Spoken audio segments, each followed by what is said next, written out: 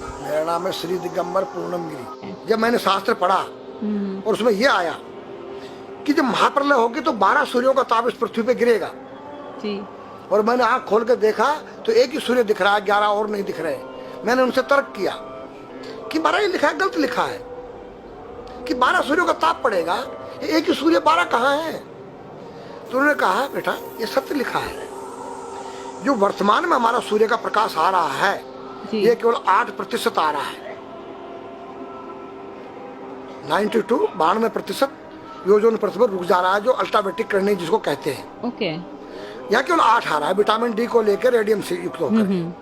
जब ओजोन परत फट जाएगा, टूट जाएगा, तो 12 96 डिग्री जब तापमान आएगा तो 12 सूर्यों का ताप पड़ेगा। ये पूरी पृथ्वी आग का गोला बन जाएगी। नागा का स्वरूप है जी, ये महादेव का स्वरूप है जी, एक बालक का स्वरूप है जी। बालक में क्या चीज नहीं होती है?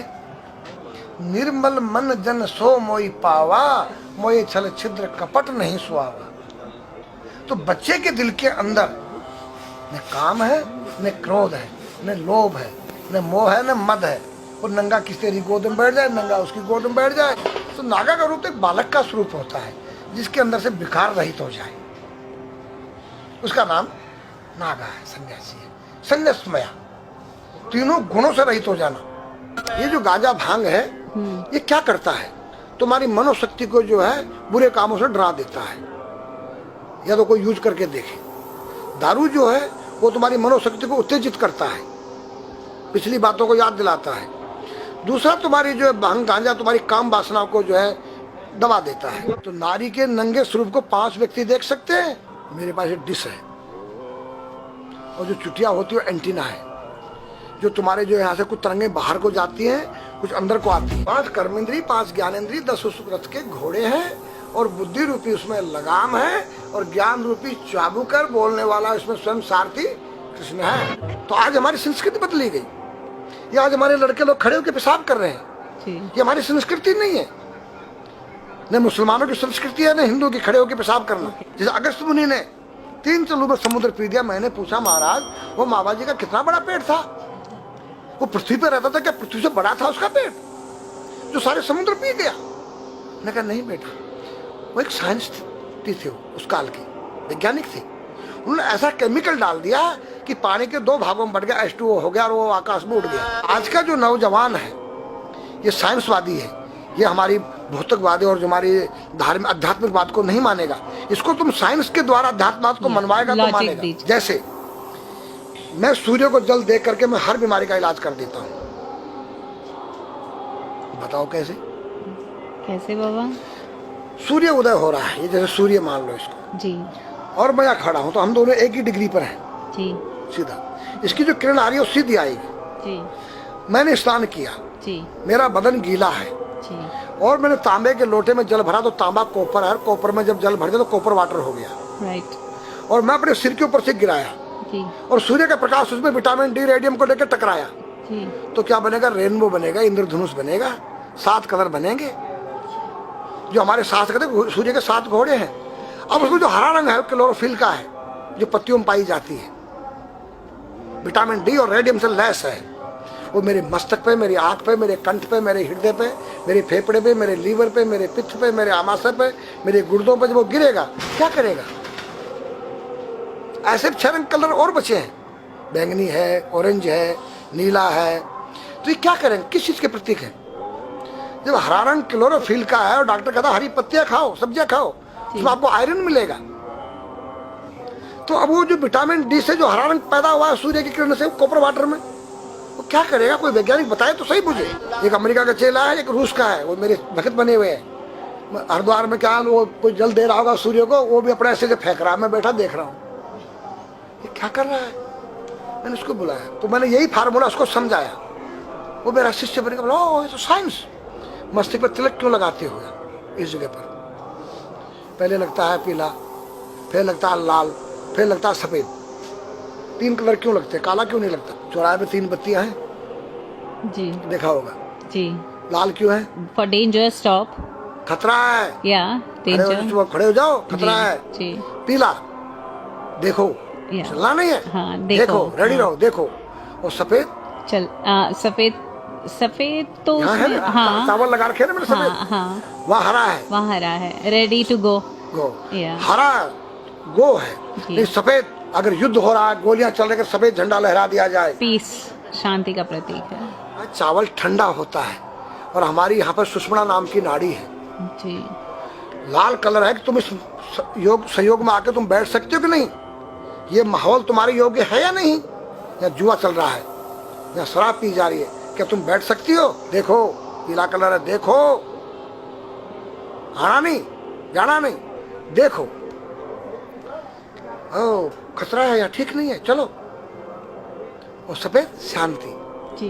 क्या यहाँ शांति है, बैठ सकते हैं। तो ये हमारी जो है संस्कृति में एक वैज्ञानिक है, जब हम खाते हैं गैस बनती है, तो बिल्कुल। चावल जब पानी में भीगे बाद ठंडा हो जाता है, और हमारी सुषुम्ना नाड़ी पर जब लग गया है तो उस नाड़ी को ठंडा करने लग गया है, उस नाड़ी से कोई गर्म गैस को ऊपर चढ़ने नहीं देगा। और हमारे शरीर ब्रह्मांड में, हमारे सिर के अंदर कोई ऐसी वायु गैस जाके तुम्हारे सिर को परेशान नहीं कर सकता है। तो मेरे पास जितने हमारे शास्त्र पुराण ग्रंथ हैं, ये साइंस है, मैं साइंस के द्वारा इन वैज्ञानिकों को समझा सकता हूँ और रगड़ा सकता हूँ। कहा जाता है कि नागा बाबा जो हैं वो कुंभ मेले के बाद विलुप्त हो जाते हैं, ऐसा कुछ है क्या? ऐसा नहीं है, जैसे हम गंगोत्री धाम हिमालय में रहते हैं जी। वहाँ मुझे हिमालय पसंद आया। जी। क्यों? कि तुम गर्मी से बचने के लिए तुम्हारे रूम में एसी लगी है, जी। ठंडा पानी पीने के लिए तुम्हारे पास कृत्रिम जो है फ्रिज लगा है, जी। हवा लेने के लिए तुम्हारे को पंखे या कूलर जो है कृत्रिम लगे हैं, लेकिन भोलेनाथ बाबा ने मेरे लिए नेचुरल एसी लगा रखी है, और नेचुरल फ्रिज लगाया है, नेचुरल पंखे लगे हैं। तो जब मैंने सब कुछ त्याग दिया, छाती में तो मैं कुछ लेके नहीं जा सकता हूँ, चाहे मेरे पास अरबों खरबों रुपया, जी। खाऊंगा मैं उतना ही जितनी मेरी पेट के अंदर भूख है। पढ़ना लिखना ये तो सहज चातुरी, काम धैन मन बस करन गगन चढ़न मुश्किल। काम धैन मतलब अपने वीर्य को कंट्रोल करना, अपने मन को कंट्रोल करना, और अपने प्राण को ब्रह्मांड में यहाँ ले जाना। ये खोपड़ी क्या है? ब्रह्मांड है, उसको कहते हैं समाधि। इस सारे शरीर के प्राणों को इकट्ठा करके इस ब्रह्मांड में मस्तिष्क में ले जाके बैठ जाना, जिसको ब्रह्मरंध्र कहते हैं, उस गुफा के अंदर। ये 3 वस्तु मुश्किल है, बाकी सब आसान है। अपरिग्रह मतलब उतना रखो जितना तुम्हें आवश्यकता है, अधिक मत रखो। अब तुम अष्टांग योग जो है पतंजलि लगा रहे हो, और व्यापार बिजनेस चालू है, मेरी दूध को ले लो, टूथपेस्ट ले लो। अब मेरा आयुर्वेदिक अंडरवियर आ गया है। मैंने बोला वो कैसा है कि मैंने गंगा जल में जड़ी बूटे के रस में धागे भिगोए थे तब बनाया था। और मेरा दावा है कोई कितना योग कर ले, कोई स्वस्थ नहीं रह सकता है। क्यों? खान पीन तुम्हारा केमिकल, वायु में तुम्हारा केमिकल, पानी में तुम्हारा केमिकल। अब जो तुम आरओ का पानी नहीं पी रहे हो, उसके पानी के गुण ही नष्ट हो गए सब। उत्तर को सिर करके सोना क्यों मना किया है साइंस ने? हमारे शास्त्र मना करते हैं। हम उत्तर को सिर करके सोएंगे, दक्षिण को पैर करके। हम जब उठेंगे तो हमारी दृष्टि कहाँ? दक्षिण की तरफ जाती है। दक्षिण में यम का वास होता है। और जब दक्षिण को सिर करके सोएंगे तो हमारा मुंह उत्तर को जाएगा। उत्तर हिमालय है, भगवान शिव का कैलाश है। साइंस कहता है कि पृथ्वी के उत्तर ध्रुव दक्षिण ध्रुव है। पृथ्वी कैसी है पता है? तेरा सिर, सेम तेरा चेहरा 23.5 डिग्री के अंश पर है। ये थोड़ी सी चुटिया नाप लेना अपनी प्रकार लेकर के, तुम भी नाप लेना, तुम भी नाप लेना, मैं भी नाप लूँ चाहे। ये थोड़ी सी चुटिया 90 पर नहीं है, ऐसे तिरछी झुकी हुई है। ये चुटिया, ये थोड़ी है, 66.5 डिग्री कोण बनाती है। तो ये जो चुंबक मैग्नेट पावर है, उत्तर से नॉर्थ से साउथ तक, हम जब सिर उत्तर की तरफ करेंगे तो ये नॉर्थ है, वो नॉर्थ है, नॉर्थ को नॉर्थ धक्का मारेगा तो तुम्हारे दिमाग में और तुम्हारे हार्ट में डिस्प्लोजन होगा और बैलेंस बिगाड़ेगा। इसलिए साइंस में कहता है कि उत्तर की ओर सिर मत करो, और हमारे शास्त्र भी कहते हैं कि उधर मत करो, उधर दक्षिण की तरफ यम का वास है, उनकी तरफ दृष्टि पड़ती उठते ही। मतलब एक कहने का फर्क है, एक चीज एक ही है। आज हमारे पास योग की विद्या थी, वो गायब हो चुकी है। अब तो जो थोड़ा सा कोई एक चूहा था, वो दुकान में गया, उसको एक हल्दी कंकर मिल गया, बोला हम पंसारी हो गया है। हल्दी मिल जाने से पंसारी बन गया। जो पीटी स्कूल में कभी किया होगा आप लोगों ने, पढ़ा होगा स्कूल में, हाँ जी। उसी को योग कह रहे हैं।